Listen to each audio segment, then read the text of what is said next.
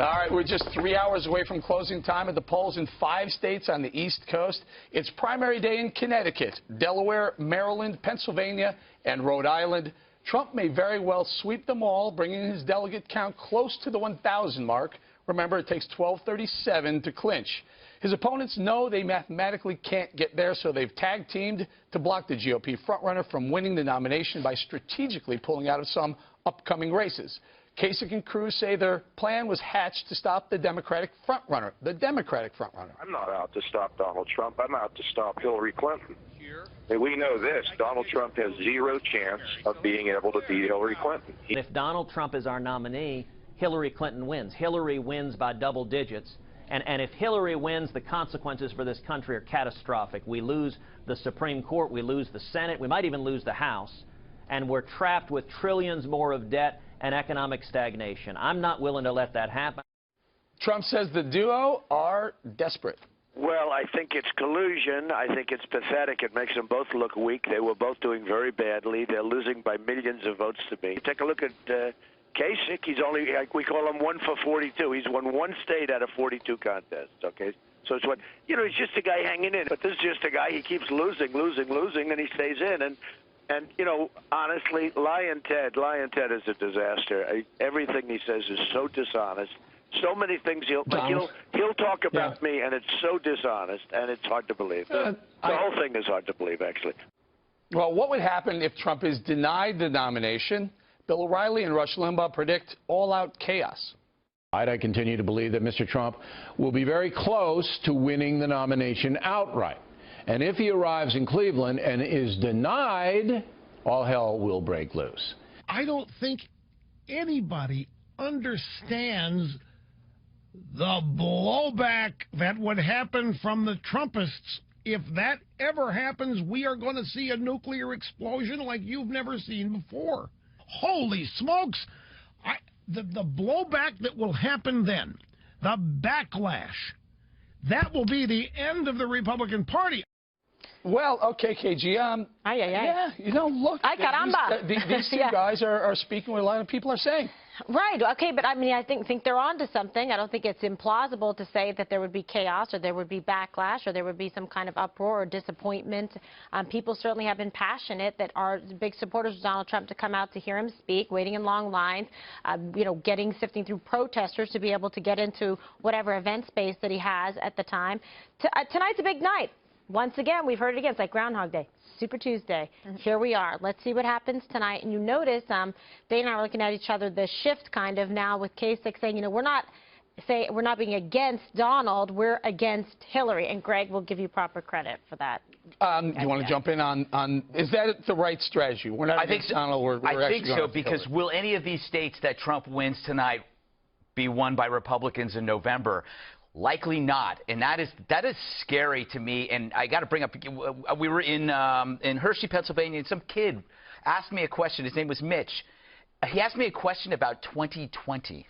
Now, he's 18 years old. He just registered to vote. He didn't ask me about 2016. He asked me about 2020 because to him, 2016 was already over. Aww. And I was like, it was heartbreaking because I can't make fun of him for that because he actually believes that Hillary's got this in the bag and there's nothing you can do about it. The one thing I got to defend Cruz and Kasich. It's not a backroom deal. They're actually doing it in front of everybody. This is a telegraphed play. They're not sneaking around. We know what they're doing, so I don't think you could blame them for being sneaky. And I do think the backlash is overstated because Trump people are like us, Republican. We don't riot. Do we riot? We don't throw chairs through windows because we own the chairs, and we usually own the windows. So we don't really riot. It might be some noise, but I don't think there'll be Remember what fury. they said about the Tea Party? Remember that? Yeah, there was no violence ever. So, Dana, let's the 5 states, Connecticut, Rhode Island, Delaware, Pennsylvania, and Maryland. Trump has a massive lead in most of those states, but what does he need to have a win in most of those states? Not just a vote number win, but what's a win for him? Well, I think you know, if he has a clean sweep, and I don't even care about the delegate count so much. I mean, Pennsylvania's got a weird thing where they've got 17 that are bound and the rest are not, and each state does it a little bit differently. Rhode Island's got a system that its state party has come up with. But I don't know if you remember, but about a year ago when the campaign was starting to get underway, I was saying that if there's going to be 17 candidates that come to you on the Republican side, and they're going to ask you for money or ask you for your vote, you should ask them, tell me how you're going to flip a blue state, because that's what has to happen in order for a Republican to win this time. Out of those 5, Pennsylvania is the one that Republicans always think that they could probably win. In the general election, there's really no need for a Republican to go and campaign in Rhode Island or Delaware, Maryland. I think they've almost always go Democrat. But Pennsylvania is like that one that you think maybe will be able to get that. There's been a lot of crossover in Pennsylvania, so they have a lot of Democrats that have changed their registration to Republican in order to be able to vote tomorrow, and I'm assuming that it's going to be for Donald Trump. So Pennsylvania, if you could make the case that Trump might be able to win that one, I'm not saying he can, and don't send me all the polls that show me that he can't. I'm just trying to be generous here. That's the one that I think would be a big change. Let me talk about crossover, Juan. The Republicans now, so far, have increased versus their last time they held the primary, 65% bigger turnout. The Democrats, down 20%. Crossover? In fact, I was just watching, I think it was on the Fox Business Network, that there was some guy from Pennsylvania saying he was a former Democrat, and he was seeing more Democrats now shifting over to the Republican side in order to vote for Trump. So that would bolster your point, that you see a lot of this populism, a lot of the energy coming from people who are attracted to the GOP by Donald Trump and by, I mean, it's the same with us in the media. We're all attracted to Donald Trump, and you as the viewers, you're all attracted. You watch whenever we put Donald Trump on the screen. So that's great news for the Republicans right now. But doesn't that open up the map then? If that happens in a general election, the same thing, doesn't it? I've told you this before, that this has happened before, and what happens is you go from the primaries to the general, and then it just dissipates. There's no evidence that this is an indicator of what's to come. It's not predictive. You know, I would say, by the way, to Mitch and Hershey, was that the kid's name? Yeah. No, Mitch. Oh, yeah, Mitch. That's what I said, Mitch and Hershey. Sorry. That guy's got a future. Yeah. That guy's got a future. Already giving up at 18. Yeah, right. Let's do this. Let's go. He used to be called Little Marco, but since Rubio dropped out of the race, Trump's taken a big liking to the Florida senator. Marco Rubio did much better. I mean, you look at Marco Rubio, he has more delegates right now than Kasich has, and he's been in the race for a shorter period of time. Marco Rubio, many of the others were doing much better than Kasich. They could have stuck around and they could have stayed. They would have done much better than him. Frankly, Marco, I'd love to have involved. But should he still be wary of his former rival? While Cruz and Kasich try to block Trump's path, the New York Post is reporting forces close to Rubio helped plan that alliance. One Rubio insider telling the Post, quote, "Little Marco ain't so little anymore." For what end? Dana, what do you think? For what end? If that post I read something. True. Well, right, because I read something also. I guess it was last night that said that Rubio is warming up to Trump, and so the only person who hasn't spoken is Rubio. So I think we should maybe wait and let the senator decide if he's going to comment on it or not. I will say that his supporters are still very stalwart. They are always Marco. They think that he should still be in the. I guess in the mix if we go to a contested convention. I think that he doesn't think that. He's been very quiet and maybe just spending some time with his family. I think I would wait and see. I don't know how much the softening by Donald Trump will be persuasive to someone like Marco Rubio, who felt very stung by the personal comments. Do you think that's about VP, about being president? What's that about? Well, for one thing, this truly is now a reality show, because what do you have in reality shows? Alliances. It's like Survivor. It's amazing. I think there might be a clash of principles in the sense that maybe it's not right to play a spoiler if the candidate is getting a plurality and it looks like you could get to 1237.